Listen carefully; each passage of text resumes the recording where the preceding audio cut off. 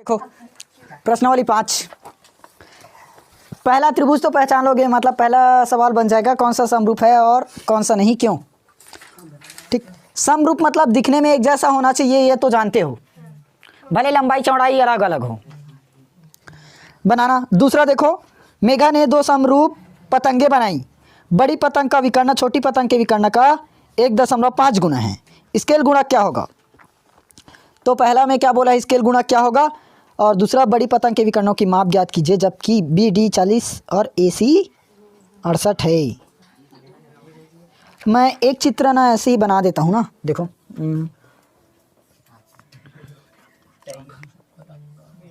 ये पतंग नहीं है, मतलब वो पतंग ही है, मैं सिर्फ चित्र को ऐसे थोड़ा सा चेंज कर दिया। ठीक, ये सी, ये डी, ये बी, यहाँ ए। देखो स्केल गुणक क्या होगा, तो विकर्ण का माप क्या है 1.5 गुना, तो पहला का आंसर यही बनेगा।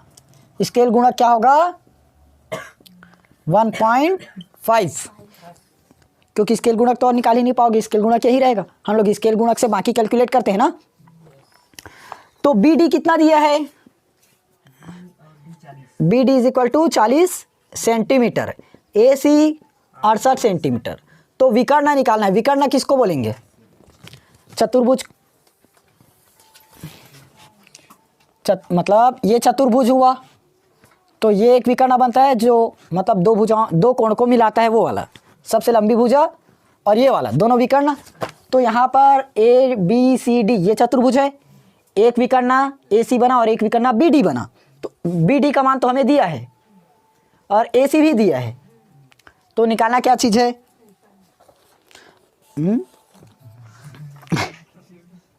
अच्छा हाँ, हमें इन विकर्ण की माप को ज्ञात करना है ना, कि स्केल गुणक के अनुसार ये कितना होगा। तो स्केल गुणक में मैं बताया था, याद है, हाँ भूल गए हो, तो बी डी ये 40 गुणित 1.5 ये स्केल गुणक है। ए सी के लिए क्या बनेगा 68 गुणित 1.5, फिर लंबाई गुणित चौड़ाई कर दी थी, याद आया। अब इसको सॉल्व करना, यहीं से आंसर बन गया। दूसरा क्वेश्चन, 3rd नंबर का क्वेश्चन देखो,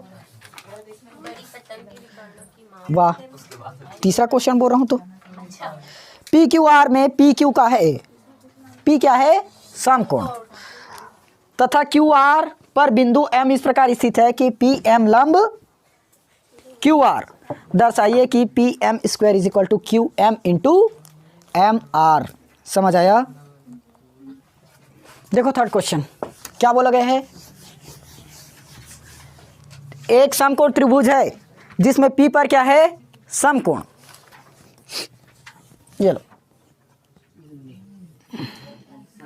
ये एक त्रिभुज बनाए, इस पर कितना डिग्री बना है, यहाँ पर 90 डिग्री समकोण है, तब ये P, ये Q और ये वाला R।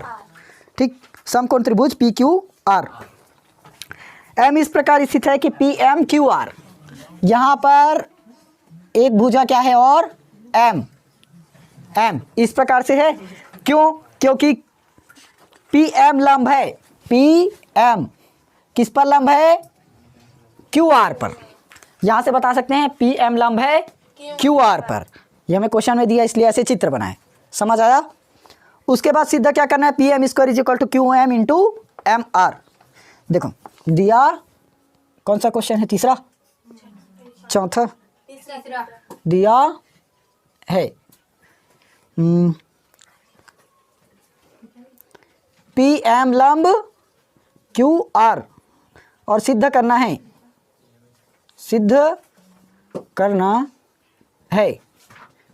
P M square is equal to Q M into M R, Q M into M R. अब कैसे निकलेगा, देखो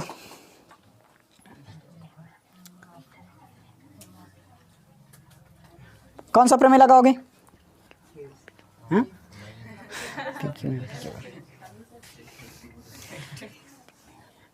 देखो यहां से यदि एक ऐसे ले, ये क्यू मिलेगा क्या, यहाँ पर एम, यहाँ पी। अब मैं इसी को ये पूरा बड़ा वाला त्रिभुज लेता हूँ, यहाँ पी, यहाँ और यहाँ R। दोनों में एक कोण कॉमन है, Q और P, दोनों ही कोण कॉमन है, Q और P। समझ आया? तो देखो इसको ऐसे लिख सकते हैं, कोण PQM बराबर होगा किसके? कोण PQR के। आया? क्योंकि दोनों ही क्या है, एक दूसरे में उभयनिष्ठ है, उभयनिष्ठ मतलब कॉमन, तो दोनों एक दूसरे के इक्वल होगा। जितना कोण यहाँ बनेगा उतना ही कोण इस बड़े वाले त्रिभुज में बनेगा, इतना ही कोण तो बना है ना। अगर चांदे से देखोगे, मान लो यहाँ पर 30 अंश का कोण बना है, तो फिर से दोबारा नापोगे इसके लिए तो बदल जाएगा क्या? कोण नहीं बदलेगा ना, वहीं रहेगा। समझ आया? और एक कोण और मिला है, देखो 90 डिग्री, एक कोण 90 डिग्री कैसे मिला? कौन सा वाला बनेगा 90 डिग्री? ध्यान दो, यदि यहां से मैं PMQ ले लेता हूं, PMQ, इसके बराबर में हमें एक चीज और मिलेगा, PMR, ये मिलेगा। और इसी के इक्वल में एक चीज और है, देखो QPR, क्वेश्चन में ही दिया है, QPR बराबर कहाँ लिख दिए? बराबर वहां डाला, यहां लिख रहा हूं। क्या क्या बोला था? QPR, ये P है ना, बराबर 90 डिग्री है। QP अब कैसे नहीं है, ये तो है P पर, ये शुरुआत में ही बता दिया है ना, इस तरह से बनाया भी था। P पर क्या है? समकोण बना है करके क्वेश्चन में ही बोला है। देखो PQR में P समकोण है, तो P तो समकोण है, और यहाँ पर लंब डाले हैं, मतलब ये दोनों 90 डिग्री ही होगा, और ये क्वेश्चन में पहले से ही दिया। तो क्या सिद्ध किए? ये हमारा क्या है? एक कोण है, और ये वाला भी कोण। तो कोण कोण समरूपता प्रमेय से क्या बता सकते हैं? ये सर्वांग सम है। कोण भुजा कोण पढ़े हो नहीं, या भुजा भुजा भुजा, हाँ वही सर्वांगता सम। तो अब कोण कोण समरूपता समरूपता प्रमेय से भुजा क्या होती है? अनुपातिक होती है। भुजाएं क्या होंगी? अनुपातिक। भुजाएं अनुपातिक होंगी। अब भुजा ले, कौन कौन सा भुजा आएगा बताओ? P देखो समकोण वाला लो, PM बटे PR, एक भुजा इधर से ले लिए, वैसे ही PM बटे PQ, PM बटे में PQ, ये निकल सकता है। इसको इक्वेशन फर्स्ट मान लो, ठीक।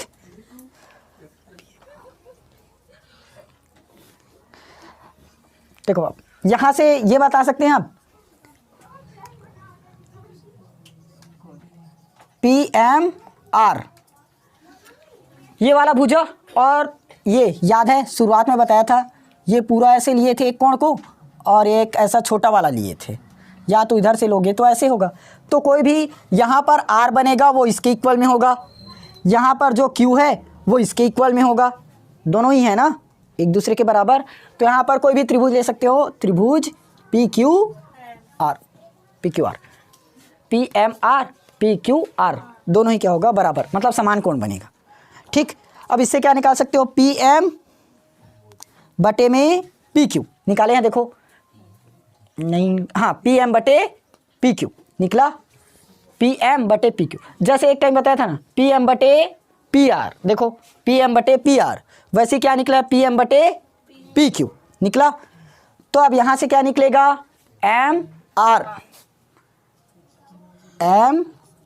आएगा, एक भुजा MR और दूसरा भुजा क्या बनेगा? अब MR लिए तो PR,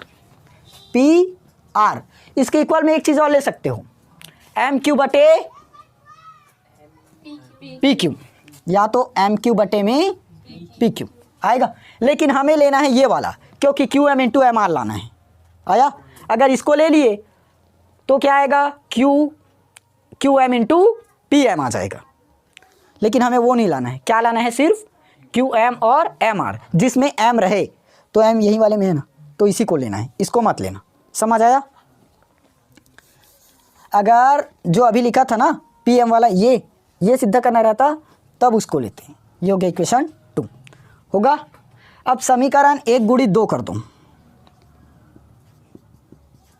देखो पी एम बटे पी आर है, लेफ्ट वाले का लेफ्ट में करो, पी एम बटे पी आर गुणित पी एम बटे पी क्यू आएगा इक्वल पी एम बटे पी क्यू, ये है ना, एम आर बटे पी आर, एम आर बटे में पी आर आएगा। तो आप ये P M into P M मतलब पी एम का स्क्वायर, ये P Q into P R होगा, क्योंकि स्क्वायर तो नहीं कर सकते, अलग अलग है।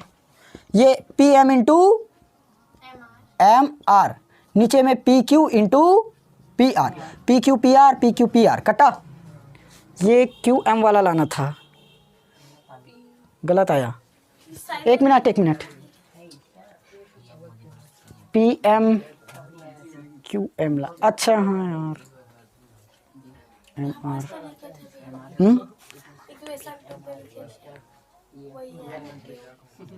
पी एम बटे पी आर, पी एम बटे पी क्यू, ठीक तो है। पी एम बटे पी आर निकाले, पी एम बटे पी क्यू भी निकाले, पी एम बटे पी क्यू और एम आर बटे पी आर, एम आर बटे में पी आर, तो मिस्टेक कैसे हुआ, क्वेश्चन में मिलाओ तो Q M into M R, ये है ना, तो क्या निकला यहाँ से, P M square is equal to P M into M R आया।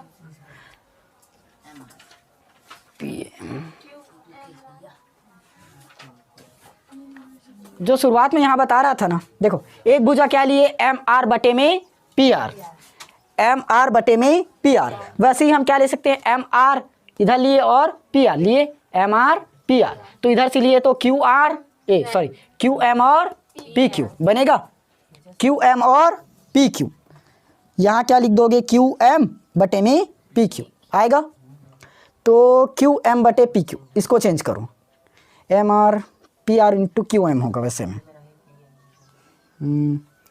पी एम बटे यहाँ चेंज होगा ना, पी एम और क्यू, एक मिनट, इक्वेशन फर्स्ट में क्या लिखे, पी एम बटे पी आर, ये क्यू एम बटे पी क्यू, फिर उधर ठीक है, ये क्या हो जाएगा, पी एम स्क्वायर की जगह ये क्यू एम हो जाएगा, ठीक, क्यू एम।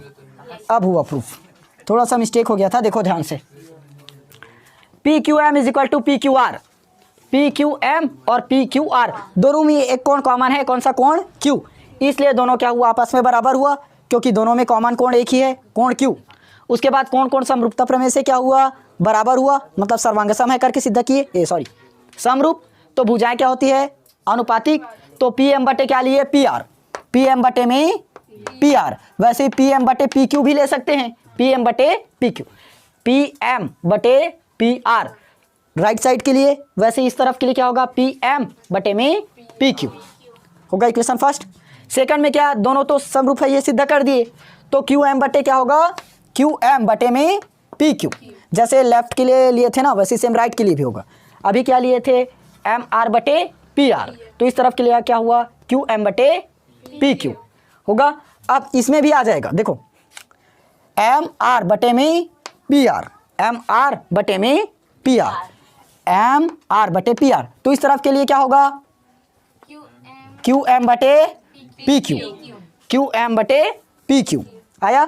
तो दोनों को गुणा कर दिए तो ये निकल गया, बस गुणा बस किए। सिर्फ इतना ध्यान रखना कि कौन कौन सा भुजा लेना है। इधर क्या लिए, एम आर तो बटे में पी आर, क्यू एम बटे में पी क्यू, बस इतना ही लेना है। समझ आया, नोट। क्वेश्चन नंबर 4 पढ़ो। एक समबाहु त्रिभुज एबीसी की भुजा 2a है, प्रत्येक शीर्ष लंब ज्ञात कीजिए। तो शीर्ष लंब मतलब लंबाई तो होगा। देखो सम बाहु है कि समद्विबाहु है, समबाहु। समबाहु त्रिभुज की जो प्रत्येक भुजा है अलग अलग होती है ना, और विषमबाहु की सभी भुजाएं एक समान। तो ठीक ठीक, इतना तो पता है, समबाहु की सभी भुजाएं समान होती हैं। तो ये बना देते हैं, समबाहु त्रिभुज है, क्या बोला गया है, समबाहु त्रिभुज में एक भुजा क्या है, 2a है, प्रत्येक शीर्ष लंब की लंबाई ज्ञात कीजिए। एक भुजा क्या है, 2a, एक भुजा 2a। तो सभी भुजाएं तो 2a ही रहेंगी क्या, क्योंकि सभी की जो लंबाई है वो क्या होगा, बराबर होगा, क्योंकि समबाहु त्रिभुज की सभी भुजाएं बराबर दिया है। एक भुजा क्या है, समबाहु त्रिभुज की एक भुजा बराबर 2a होगा, तो तीनों भुजा क्या हो जाएगा, 2a हो जाएगा। नाम दे देते हैं A B C. A B बराबर 2a, बी सी बराबर 2a और ए सी बराबर 2a होगा। अब मैं यहाँ से यदि एक लंब डाल दिया, मान लो शीर्ष लंब पता करने बोला है ना, तो लंब तो रहेगा ही। इस लंब को मान लेता हूँ मैं m, इसकी भुजा क्या है 2a। तो अब 2 बन गया, देखो 2a हुआ, तो ये दो भागों में बटेगा क्या, B M is equal to M C, B M is equal to M C, दोनों आएगा इक्वल में। तो 2a है तो ये भुजा क्या बननी चाहिए, आधा होगा ना, ये क्या हो जाएगा a और ये वाला भी a। अब दोनों में से कोई भी त्रिभुज में हम लोग पाइथागोरस लगा सकते हैं, याद आया, या तो ए बी एम में लगाओ या त्रिभुज ए एम सी में, कोई भी में, ये वाला में लगाते हैं। चलो क्या होगा, यह समकोण है तो ये क्या बनेगा, कर्ण का सॉरी पाइथागोरस ना, पाइथागोरस प्रमेय से कर्ण का वर्ग, कर्ण कौन सा है ए बी, ए बी का वर्ग, लंब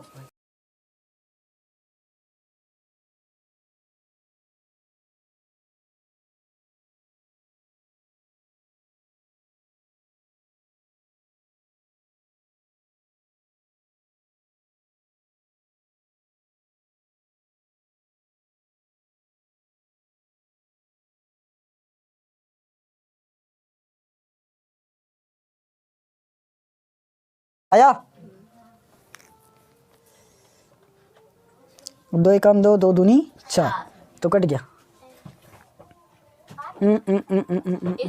एक मिनट, तुम लोग लंब को ए एम बराबर क्या बताए हो, ए एम कहाँ ए दिया है बताओ तुम,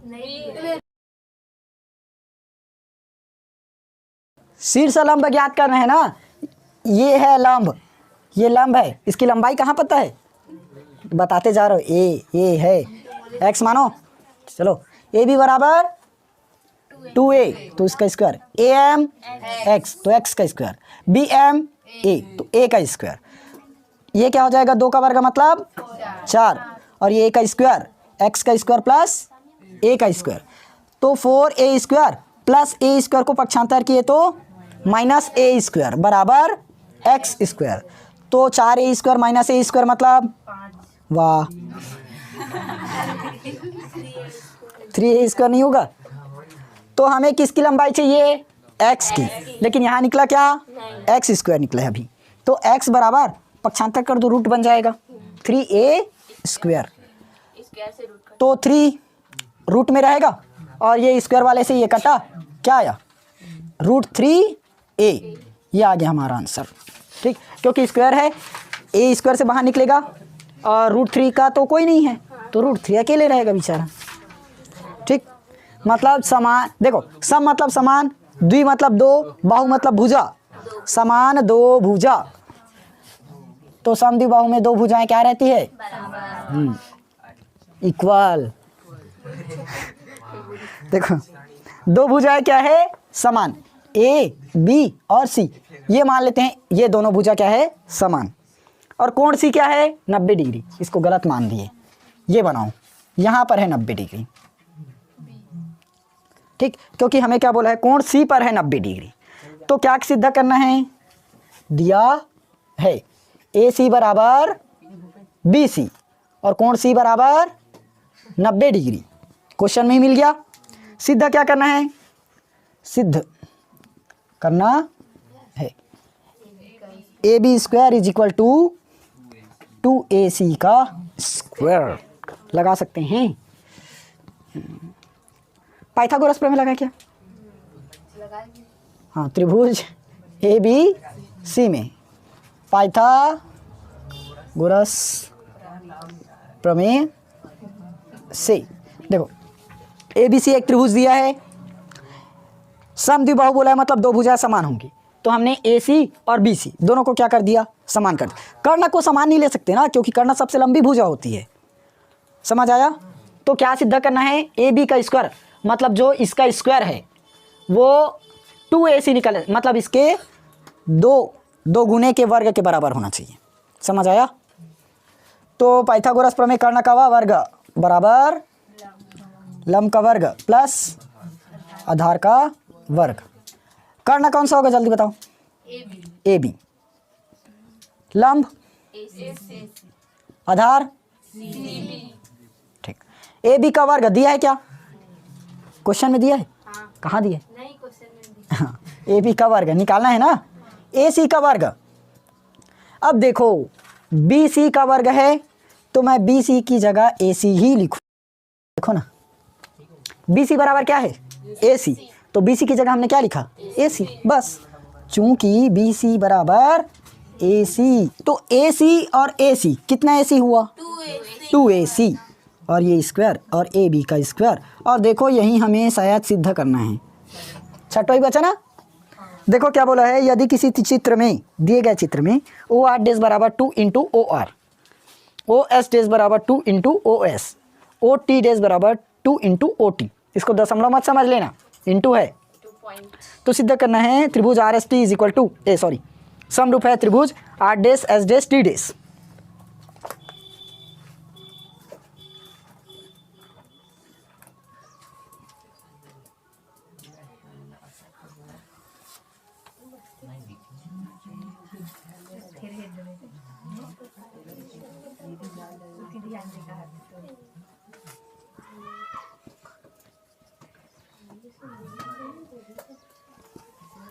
ओ देखो दिया है OR डेज बराबर 2 इंटू OR, OS डेज बराबर 2 इंटू OS, OT डेज बराबर 2 इंटू OT। सिद्ध करना है, लिख लेना। त्रिभुज RST समरूप है त्रिभुज R dash S dash T days. देखो देखो यहाँ से OR डेज बराबर क्या है, 2 इंटू OR, तो OR डेज मैं OR को नीचे में लाऊं तो बराबर में 2 बचेगा, इक्वेशन फर्स्ट। OS डेज बराबर 2 इंटू OS डेज तो बटे में OS बराबर 2, इक्वेशन 2। OT डेज बराबर 2 इंटू OT, तो OT डेज बटे OT बराबर 2, क्वेश्चन थर्ड।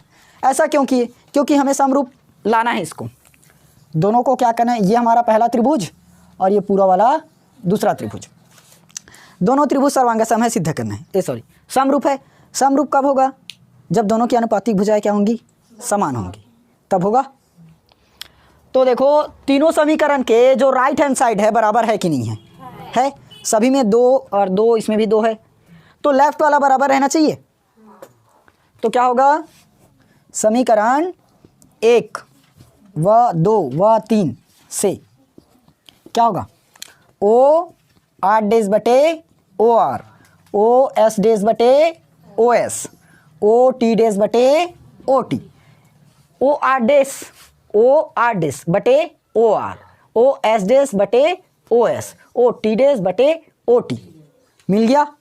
तो इसीलिए क्या होंगे, त्रिभुज ORT नहीं SRT सर्वांगसम समरूप त्रिभुज S days R days T days होगा। प्रूफ, क्योंकि तीनों को ही हमने क्या कर दिया, बराबर सिद्ध कर दिया अनुपातिक भुजाओं को, समझ आया ना। अब एक क्वेश्चन बनाओगे, बहुत ज़्यादा बता दिया इस बार।